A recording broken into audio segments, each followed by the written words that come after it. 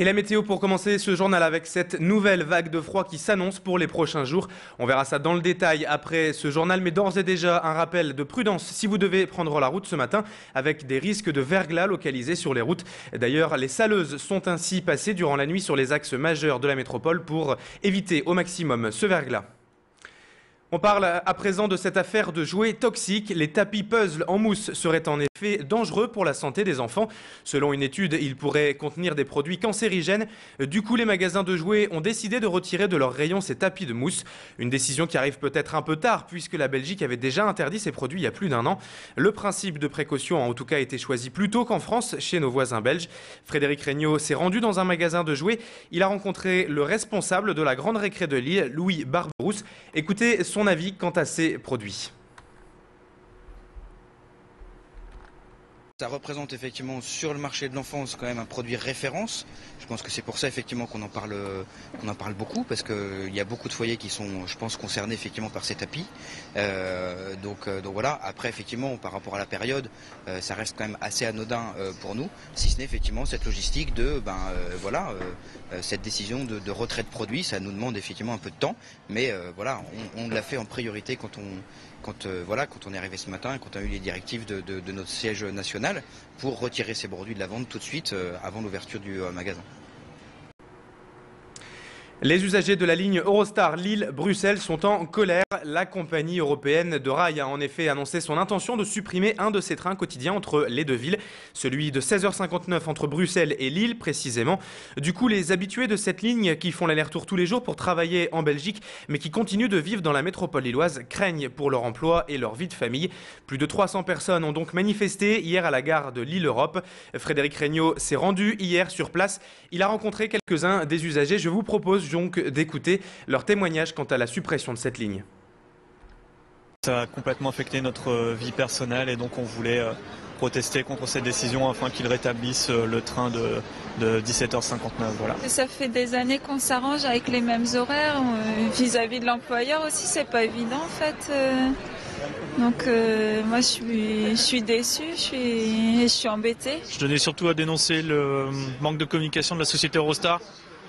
La suppression du C59 s'est fait sans concertation, on n'en tire aucun avantage. Je pense que le minimum c'était de nous prévenir. Très clairement un manque de respect d'Eurostar qui considère qu'avant tout c'est la rentabilité et certainement pas le confort et la vie décente des usagers. Un mot de sport à présent et du football avec le tirage au sort des 32e de finale de la Coupe de France qui a eu lieu hier soir. Pour ce qui concerne les clubs de la métropole, le LOSC se déplacera en Lorraine à Forbach, club de CFA2. Quant à Wascal, les joueurs de l'Entente recevront les professionnels de la JOCR. Et pour être complet à propos de cette Coupe de France, notez les tirages des autres clubs régionaux. Valenciennes ira à Angers, club de Ligue 2. Lens devra se déplacer au Parc des Princes pour affronter le Paris Saint-Germain. Enfin, Boulogne accueillera Amiens. Ces matchs auront lieu début janvier. Fait divers à présent, un distributeur de billets de la Société Générale attaqué à la voiture bélier dans la nuit de dimanche à lundi à Lille-Fives. Les malfaiteurs ont enfoncé la banque avec un 4x4 volé un peu plus tôt dans la métropole chez un concessionnaire, mais ne sont pas parvenus à forcer le distributeur et sont donc repartis les mains vides, sans argent. Les dégâts dans la banque sont tout de même très importants. On parle de politique désormais avec le Parti socialiste qui était réuni hier au siège de la Fédération du Nord. Une première réunion de campagne en vue des cantonales qui auront lieu en mars prochain et qui verront la fin de mandat de l'actuel président du Conseil général, Bernard de Rosier, qui ne se représente pas. Les socialistes ont souhaité mettre l'accent sur leurs différences avec le gouvernement. Ils ont abordé des thèmes comme la solidarité et ont annoncé la création prochaine de rendez-vous citoyens. Écoutez justement Gilles Pargnot, le premier secrétaire PS du Nord, au micro de notre reporter qui l'a interrogé hier, Frédéric Regnault. Nous souhaitons faire en sorte que le Parti socialiste soit au cœur des préoccupations des nordistes. La solidarité, faire en sorte que nous puissions, en matière de santé, mais aussi d'action sociale, être là pour protéger les nordistes qui en ont bien besoin. Nous souhaitons aussi lutter plus efficacement contre ce fléau qui est le chômage. Et là encore, nous développons des perspectives en matière d'emploi. Et enfin, nous souhaitons qu'en matière de petite enfance, mais aussi en matière éducative, nous soyons présents, car là encore, avec notre compétence en matière de collège, les collégiens doivent être accompagnés dans leur apprentissage de la vie. Martine Aubry distribue les cadeaux à l'approche de Noël. Et comme chaque année, le maire de Lille est allé à la rencontre des personnes âgées de Lille. Cette année, ce sont les résidents de la maison de retraite Rachel Mérès à Lille et du foyer de logement Sainte-Gabrielle qui ont eu les honneurs de Martine Aubry. L'occasion de leur souhaiter de bonnes fêtes de fin d'année, mais aussi de leur remettre à chacun un petit cadeau. Une opération qu'elle tient à mener chaque année.